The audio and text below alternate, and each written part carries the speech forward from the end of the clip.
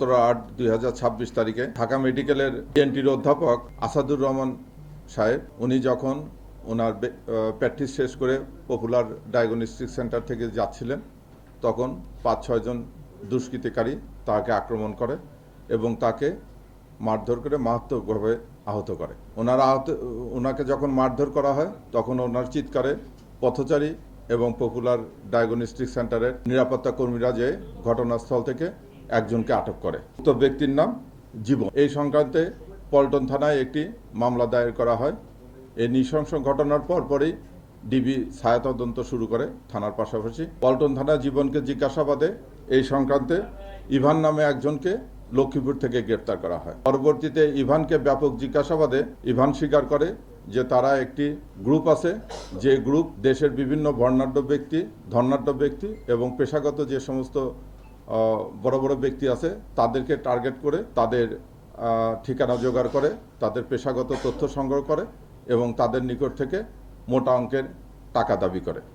একইভাবে তারা গত 27/7/2026 তারিখে আনোয়ার খান মেডিকেল কলেজের একজন অধ্যাপক, ওনার নাম ডক্টর আমিনুল হক, উনি ইন্টারনাল মেডিসিনের প্রফেসর, ওনাকেও এরকম চাঁদার দাবিতে ভয়ভীতি প্রদর্শনের জন্য ওনার গাড়ি আটক করে এবং ওনাকেও মারধর করে। সেই সংক্রান্ত ধানমন্ডি থানায় একটি জিডি হয়েছিল।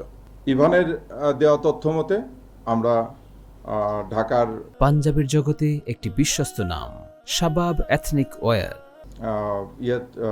এলাকা থেকে, ভাটারা এলাকা থেকে সানি এবং ফাতিম ইসরাক লাবিন নামে দুজনকে গ্রেপ্তার করি। এই সানি হচ্ছে এই চক্রের মূল হোতা। সানি 2022 থেকে 2025 পর্যন্ত লেবার ভিসায় সিঙ্গাপুরে ছিল। সে সিঙ্গাপুরে থাকাকালীন জনক বাঙালি একজন ব্যক্তির সঙ্গে তার সখ্যতা হয়।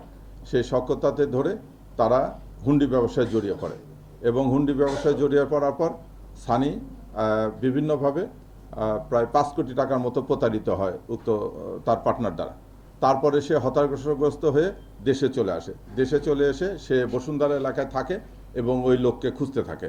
এরই মধ্যে তার সঙ্গে একজন ব্যক্তির পরিচয় হয়, যে ব্যক্তি তাকে এই বুদ্ধি দেয় যে তুমি যে লস করেছো সেই লস কাভার করার জন্য আসো, আমরা একটা গ্রুপ করি।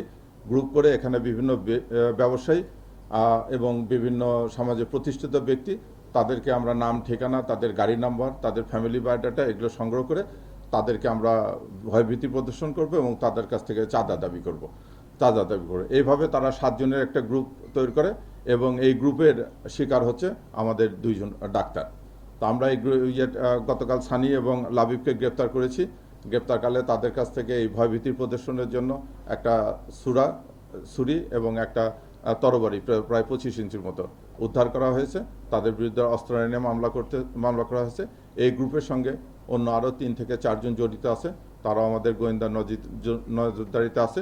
আমরা অচিরেই তাদেরকে গ্রেপ্তার করে তাদেরকে আইনের আওতায় নিয়ে আসবো। আমি আপনাদের মাধ্যমে জানাচ্ছি, পেশাগত ক্ষেত্রে বা আমাদের যারা গুণীজন আছেন তারা এরকম কোনো সংবাদ পেলে এটা ভীতসত্ত্ব না হয়ে সঙ্গে সঙ্গে নিকটস্থ থানাতে যেন এটা অবগত করে। এরকম কোনো অপতৎপরতায় কেউ লিপ্ত হলে আমরা তাদেরকে কঠোর হস্তে দমন করব। ধন্যবাদ।